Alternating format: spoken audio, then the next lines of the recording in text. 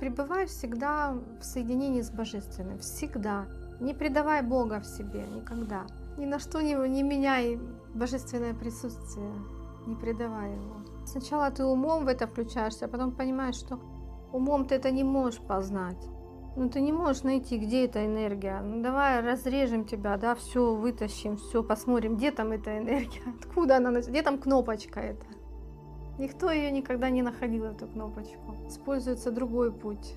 Путь не ума, а путь исследования через духовное созерцание. Когда ты просто наблюдаешь это. Вот что через меня дышит, да?